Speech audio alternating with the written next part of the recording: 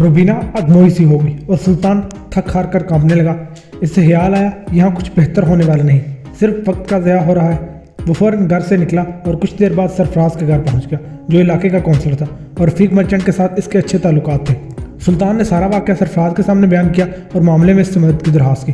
सरफराज ने सुल्तान की इल्तिजा को फ़ौरन रद्द कर दिया, लेकिन सुल्तान ने इसके पैर पकड़कर मिन्नत समाजत की तो वो आमादा हो गया। सुल्तान रफीक मर्चेंट की नस नस से वाकिफ था। वो इसे इतनी आसानी से कहाँ छोड़ने वाला था। पुलिस से लेकर गुंडे हर किस्म के हरबे इसकी दस्तरस में थे। इस तरह सुल्तान काउंसलर सरफराज के तवस्सुत से मामला ख़त्म कराने में कामयाब हुआ, लेकिन रफीक मर्चेंट सुल्तान को दोबारा अपने पास मुलाजिम रखने वाला नहीं था। सुल्तान के लिए यह गनीमत था कि वो रफीक मर्चेंट के किसी जारहाना रद्द-ए-अमल से बच गया था। वो अब किसी दूसरी जगह पर काम करने लगा। इसके शबो रोज़ में फ़र्क नहीं आया। वो जो कमा रहा था बीवी बच्चों पर खर्च करने की बजाय शराब पर ज़ाया कर रहा था। लेकिन गनीमत यह था कि घर में उसका रवैया पहले की निस्बत काफ़ी बेहतर था। इसकी बीवी रुबीना, जो अब खुद मेहनत करके कमाने की आदी हो चुकी थी, इसने सुल्तान को भी ये कहना गवारा नहीं किया कि वो घर की कफालत के हवाले से गैर जिम्मेदारी का मुजाहरा क्यों कर रहा है। एक तरफ से मियाँ बीवी दोनों ने खामोशी से समझौता कर लिया था। कसरत मैनोशी की वजह से सुल्तान की सेहत रोज़ बरोज़ बिगड़ती जा रही थी। फिर वो एक रोज़ इस दुनिया से कूच कर चला गया। बरा ऐसे कशीदा हालात में जमन कहाँ तालीम हासिल करता, लेकिन जमन की ये दिली ख्वाहिश थी कि इसका छोटा भाई उबैद तालीम ज़रूर हासिल करे। इसने भी कमर कास ली और एक होटल में काम करने लगा। जमन की ये ख्वाहिश थी कि माँ अब घरों में काम काज का सिलसिला तर्क करते और घर में बैठ जाए, लेकिन माँ की ये बड़ी कोशिश थी कि घर में माकूल आमदनी है। मुझे तुम्हारे जज्बे पर फख्र है बेटा, लेकिन अब मैं काम अपनी खुशी से कर रही हूँ। तुम ये बात अपने दिल में ना बिठाओ कि माँ घर में काम क्यों करती है। एक दिन माँ ने इसे मुतमईन करने के लिए कहा। माँ बेटे दोनों सख्त मेहनत में जुट गए। पहले के मुकाबले में इनकी माली हालत अच्छी हो गई। एक दिन उबैद को एक सरकारी स्कूल में दाखिल करा दिया गया। काफ़ी अरसे बाद घर में खुशी का सामान उठाया, लेकिन रफीक मर्चेंट के दिल में अब भी जमन के लिए फांस मौजूद थी। जिस होटल में जमन मुलाजिम था, वो हफ्ते में एक बार या 2 बार ज़रूर इस होटल में अपने दोस्तों के साथ नशिस्त जमाने आता, लेकिन जमन से हमेशा ये कोशिश होती कि इसका सामना रफीक मर्चेंट से कभी ना हो। जमन होटल में ज़्यादातर बर्तन मांजने और किचन की सफाई सुथराई के काम पर मामूर था। हमेशा की तरह इस रात भी 10 बजे के करीब रफीक मर्चेंट अपने दोस्तों के साथ होटल में दाखिल हुआ। मामूल के मुताबिक इस वक्त होटल में ज़्यादा रश नहीं था और इत्तेफाक से इस वक्त होटल में कोई बैरा भी मौजूद नहीं था। रफीक मर्चेंट ने अपने दोस्तों के साथ मखसूस मेज़ संभाली और दस्तूर के मुताबिक कुछ देर बाद चाय का आर्डर कर दिया।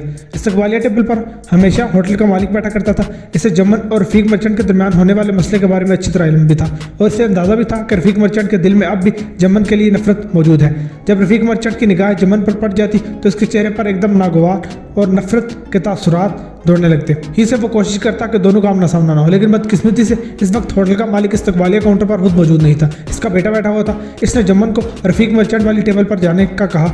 जमन ने पहले हिचकिचाहट का मुजाहरा किया, फिर बादिल हादसा एक ट्रे में कप उठाकर टेबल की तरफ बढ़ा। दोनों की नज़रें एक दूसरे से मुतसादम हुई। जमन के असाब एकदम गर्म हो गए। इसने नफरत भरे अंदाज में ट्रे को टेबल पर तकरीबन पटक दिया। गरम गरम चाय कप्पों से छलक पड़ी और उड़ते छींटे सबके लिबास को दागदार कर गए। अबे अंधे हो क्या? रफीक मर्चेंट का एक साथी भड़क कर बोला।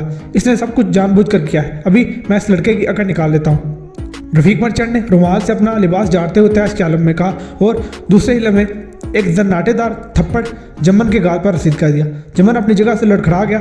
इसके मन में दबी सी चिंगारी भड़क उठी। इसने बेख्तियार मेज़ के एक पाए पर लात मारी। वजनी टेबल अपनी जगह से हिल कर रह गई। चाय से भरे कप और गिलास उथल पथल हो गए। एक दफ़ा फिर सबके लिबास दब्बू से हट गए। इस्तकबालिया काउंटर पर मौजूद होटल के मालिक के बेटे ने जब ये हंगामा हेजी देखी तो फौरन मुदाखलत के लिए लपका। तुम्हें तमीज़ नहीं है जमन, क्या बड़ों से इस तरह पेश आते हैं? वो उससे कैफियत में बोला। इससे भी सबर न किया गया और जमन का बाजू दबोच कर इसे घसीटता हुआ होटल से निकाल कर बाहर ले गया। तुम्हारी नौकरी खत्म, ये लो आज की दिहाड़ी, कभी शक्ल मत दिखाना। चंद नोट जेब से निकाल कर जमन के मुंह पर मारते हुए वो गजबनाक लहजे में बोला। गुस्से के मारे जमन ने दिहाड़ी उठाए बगैर खामोशी से घर किराया ले ली। ये अच्छा नहीं हुआ मेरे बच्चे, तुम्हें इस तरह नहीं करना चाहिए था। रफीक मर्चेंट जैसे असर वसूल रखने वाले शख्स के सामने हम जैसे गरीब और बेसहारा इंसानों की औकात ही क्या है? जब वो चाहे हमें चूंटियों की तरह मसल कर रख दे। अच्छी वाली नौकरी का ख्याल भी ना रखा। जमन ने तमाम वाक़या जब पूरी सच्चाई के साथ माँ के रूबरू पेश किया तो इसकी माँ अफसुर्दगी से बोली। रफीक मर्चेंट को सामने देखकर मेरे अंदर नफरत की एक लहर उठने लगती है। शायद मैं इसे अपनी बर्बादी का जिम्मेदार समझता हूँ माँ। जमन ने कहा। मैं समझती हूँ बेटा तुम्हारे जज्बात। ये रफीक मर्चेंट के खिलाफ मेरे एहसास जज्बात हैं जो गैर महसूस अंदाज में तेरे मासूम जहन पर नक्श हो चुके हैं, लेकिन एक दफ़ा जब मामला रफा दफा हो गया तो फिर तुम्हें दोबारा ऐसा करने की ज़रूरत क्या थी? अब खुदा जाने वो तुम्हारे खिलाफ क्या कदम उठाए। माँ एक दफ़ा फिर अफसुर्दगी से बोली। अब परेशान ना हो माँ, मेरे पास कमाने के लिए बाकी क्या रह गया है? जिसकी फिक्र लायक है मुझे। तालीम का वक्त कब का निकल गया है। बचपन के सुनहरे दिन फाकों और मुसीबतों की नज़र हो गए। गुर्बत का आसेब हमा वक्त सर पर मुंडलाता रहता है। बेहतर मुस्तकबिल की कोई उम्मीद नजर नहीं आती, सिर्फ एक जान ही बाकी रह गई है मेरे पास। इसके खत्म होने का मुझे कोई डर नहीं है। वो जिस बात की रोम बहकर बोला। माँ बेटे की बातों पर चौंक कर इसकी तरफ फटी फटी निगाहों से घूर कर देखने लगी। वो सोच रही थी कि ये सब शायद इन्हीं बातों का नतीजा है जो हमेशा अपने शराबी शोर की हालत पर रफीक मर्चेंट के खिलाफ अपने बेटे से वो कहती थी। इस उम्र में ऐसी बातें तुमने कहाँ से सीखी हैं? फिर भी वो पूछे बिना रह सकी। बुरे हालात ने सिखाई हैं, जमन फलसफियाना अंदाज में गोया हुआ। बेटा मुस्तकबिल से ऐसी नाउमीदी भी कैसी? अभी तुम्हारी उम्र ही क्या है? पूरी जिंदगी तुम्हारे सामने पड़ी हुई है। तुम इससे एक बेहतर मुस्तकबिल के लिए वक्त कशीद कर सकते हो। खुदा के बाद हमारा सहारा तुम हो बेटे, माँ ने कहा। शायद मैं काफ़ी जज्बाती हो गया था। चल लम्हे गौर करने के बाद जमन ने नदामत भरे लहजे में कहा, चलो कोई बात नहीं, आइंदा ऐसा मत सोचना। माँ नरम लहजे में बोली, जी माँ। जमन ने कहा, लेकिन इससे ऐसा महसूस हुआ कि जैसे इसका लहजा टूटा हुआ था। जान आलम उर्फ जमन बेरोजगार हो गया। एक दफ़ा फिर मुकाम की तलाश में सरगर्दा हो गया। चंद दिनों की कोशिशों के बाद एक फार्म हाउस में उसे काम मिल गया। इसके हालात एक दफ़ा फिर बेहतर डगर पर आ गए। फार्म हाउस शहर के वजाफात में वाक़ था। वो सुबह सवेरे उठकर काम पर चला जाता, सूरज ढलने से पहले वक्त पर घर लौट आता। घर में मामूली खुशियाँ दोबारा लौटने लगी, लेकिन दूसरी तरफ रफीक मर्चेंट जैसे कीना परवर शख्स के अज़ाम यकसर इसकी ज़िंदगी को तारीकियों में धकेलने के लिए तैयार थे। खुदा वास्ते का बैर रखा है इस 2 टके के लूंडे ने। पहले पत्थर मारकर सरे बाजार मेरी इज्जत का जनाजा निकाला, फिर होटल में दोस्तों के सामने मेरी बेइज्जती की। इस के लिए कुछ ना कुछ करना पड़ेगा। रफीक मर्चेंट जमन के खिलाफ अंदर से खोल रहा था। फिर वो ऐसे अंदाज में अपना सर हिलाने लगा जैसे वो जमन के मामले पर किसी हद में नतीजे पर पहुंच चुका हूँ। इसके सिवा इस बिगड़े हुए के खिलाफ और कोई कदम कारगर साबित नहीं हो सकता, इसने हनकारा बढ़ते हुए दिल में सोचा। फिर सेलफोन पर नंबर मैच करने लगा। इसके चंद मिनट के बाद 2 गुंडा टाइप के आदमी इसके सामने बैठे हुए थे, जो इसके खास राजदार गुर्गे थे। दोनों के चेहरों पर हुक्म सुनने के लिए सवालिया निशानात लहरा रहे। एक बिगड़े मुंडे को हमेशा के लिए एक खास अंदाज में ठीक करना है। रफीक मर्चेंट ने लफ्ज़ खास और ठीक पर जोर देते हुए कहा। फिर इन्हें जमन के खिलाफ एक मखसूस अंदाज में कार्रवाई का हुक्म देने लगा। इत्तेफाक से काम की जाती की वजह से जमन को इस रात फार्म हाउस से रुकना पड़ गया। जिस रात इसके घर में आतिशदगी का होलनाक वाक़या रोनुमा हुआ, जिसके नतीजे में इसकी वालिदा समेत इसका छोटा भाई उबैद जलकर भस्म हो गए। जमन को इस वाक़े की इतला मिली तो फौरन घर की तरफ दौड़ा। घर गया, धुएं से अटी हुई स्याह और जली हुई दीवारें इसका इस्तकबाल कर रही थी। माँ और भाई की मस्खशुदा लाशों की सूरत में अक्ल हिर्द पर कारी ज़रब लगा रहे थे। माँ और उबैद इसकी ज़िंदगी का कुल असासा थे, जो अब सिर्फ स्याह डांचों की भयानक सूरत में इसके सामने खामोश और साकत पड़े हुए। 12 साल के एक बच्चे के लिए अचानक से ऐसी क़यामत की घड़ी सहना गिरा था। जमन खुद को बेपनाह, तहिए दामिन और बेदस्तो पा महसूस करने लगा।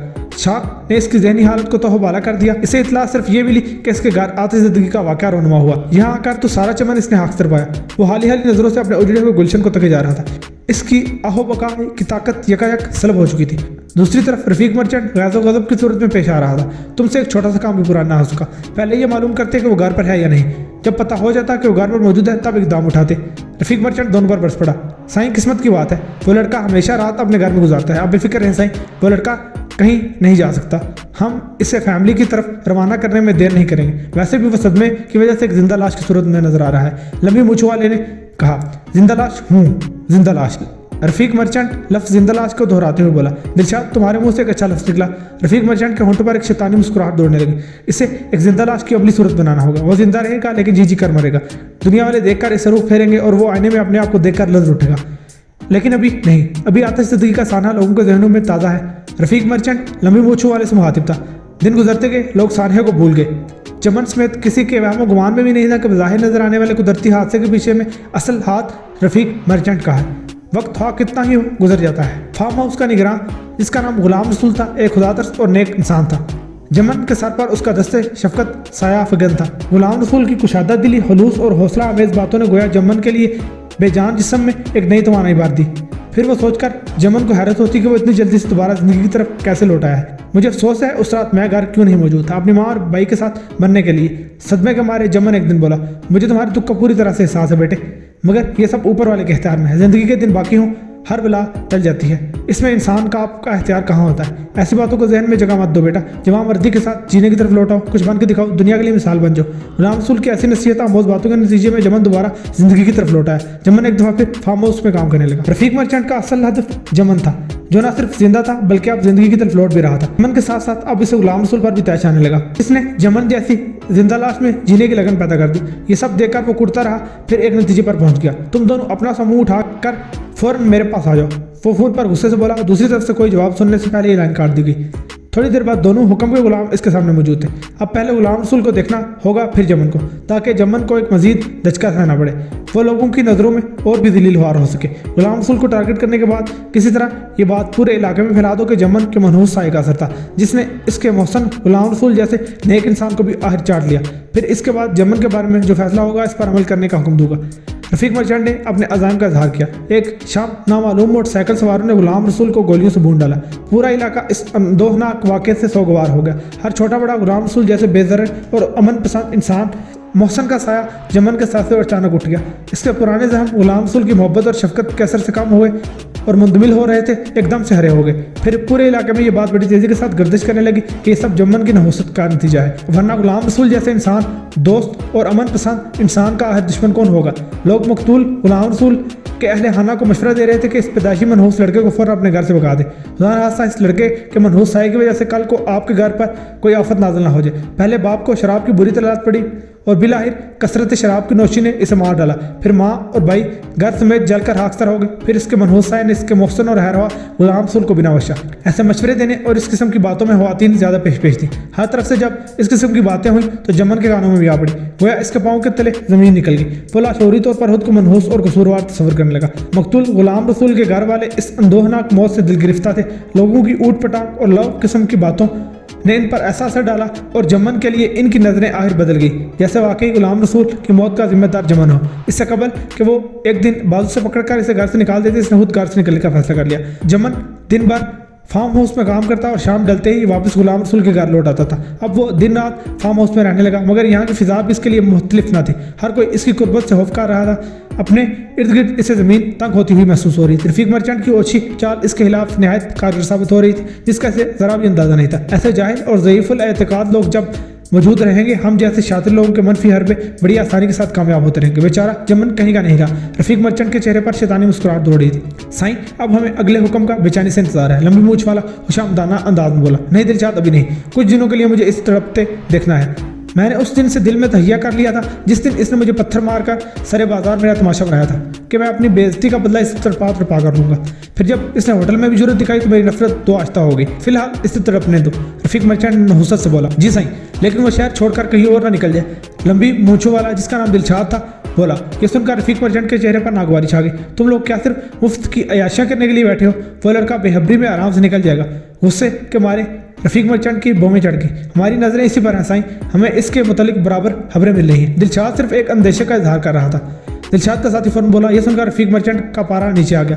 जमन के लिए फार्म हाउस की ज़मीन भी सख्त हो गई थी। इसने फार्म हाउस पर काम छोड़ा और नए काम की तलाश में दिन भर शहर की हाक छानता रहा। रात खाली पेट किसी फुटपाथ पर बसर करता, लेकिन कोई भी इसे अपने पास काम पर रखने के लिए तैयार नहीं था। ऐसी खबरें बराबर रफीक मर्चेंट को मिल रही थी और वो सुनकर खुशी से झूम उठता।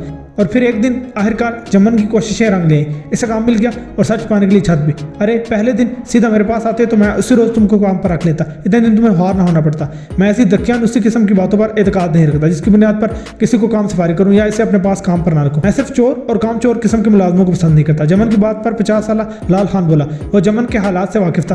तनहा मामूली थी, मगर 3 वक्त के खाने के साथ बेकरी के एक गोशा में रिहाइश का इंतजाम जमन के लिए नेमत खुदाबंदी से कम न था। बेकरी में 2 और लड़के मुलाजमत का काम कर रहे थे। वो लाल खान के साथ रात 9 बजे अपने अपने घर चले जाते। लाल खान की सोच के नतीजे में इनका रवैया जमन से बेहतर था। दरबदर जमन अब एक जगह एडजस्ट हो गया। रफीक मर्चेंट ने फौरन अपने कारिंदों को जमन के खिलाफ जारहाना कदम उठाने का हुक्म दिया। जमन रात को बेकरी में अकेला होता, रात का खाना कहीं भी होटल से खाता। खाना खाने के बाद जमन बेकरी को अंदर से बंद कर लेता और गोशे पर बिछी हुई चारपाई पर लेट जाता। गर्मियों का सीजन शुरू हो चुका था। बेकरी में पंखे की सहूलत मौजूद थी, लेकिन बिजली की रवायती आंख मचोली के पेश नज़र वो पिछले 3-4 दिनों से बाहर बेकरी के सामने खुली फिजा में चारपाई लगा रहा था। तकरीबन 12 बजे के करीब बाजार बंद हो जाता था और हर तरफ खामोशी और तारीकी का राज होता। इस वक्त रात के 2:30 बज रहे थे। जमन की आंख सन्नाटे को चीरते हुए गाड़ी के एक इंजन के शोर से खुली, जो फुटपाथ से जरा आगे तारीख गली पर रुक गई थी और अब इसकी रोशनियां बुझी हुई थी।